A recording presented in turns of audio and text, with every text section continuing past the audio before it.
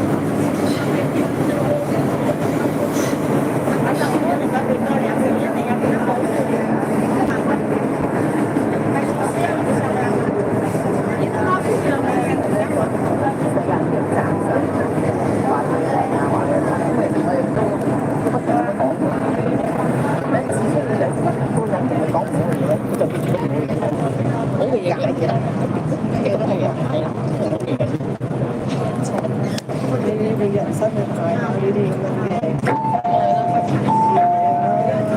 即係如果你第日，即係我覺得如果你即係翻工，你係做係啊，我心諗你哋好出名，佢哋你即係你對你有限啦。請勿靠近車門，請學校跟Please stand back from the train doors。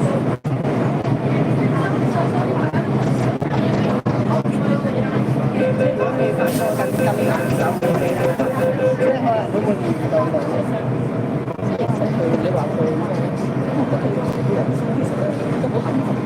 其實咧，佢嘅生命冇人即係你話啊，有人食佢嘢，其實最重要啲人咧唔係佢疫苗嘢，係咪疫苗要走曬？走曬，你又成日諗翻咁樣，一次自己好控制。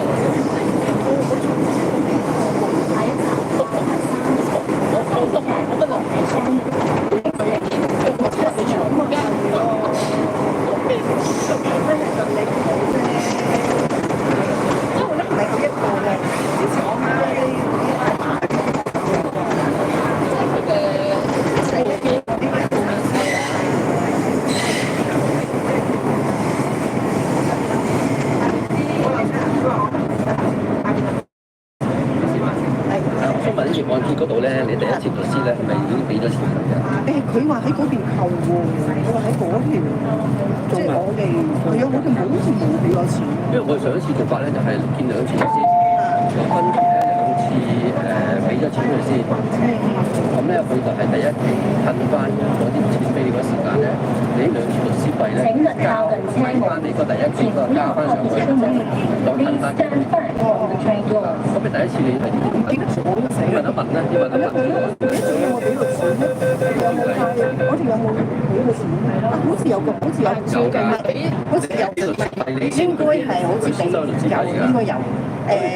應該俾錢。有定係俾錢㗎嘛？係俾 cash，我記得係俾 cash。因為佢冇收第一筆錢，佢先係幫你收咗錢，佢先幫你即係做第一次嗰個律師嗰個啦。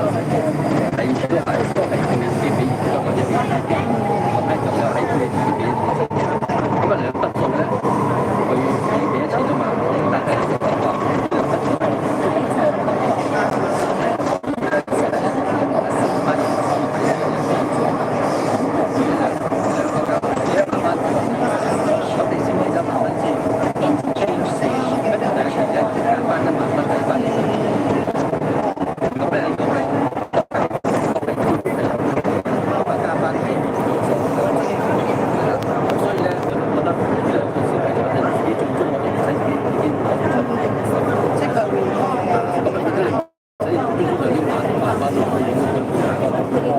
我記得係佢俾咗收據，係啊係啊，我記得。第二次律師咧又係咁樣做，佢又會俾咗收據你。係咯係咯，係嗰日就即係第一期咧，嗰2筆律師費又喺第一期嗰度加翻佢翻。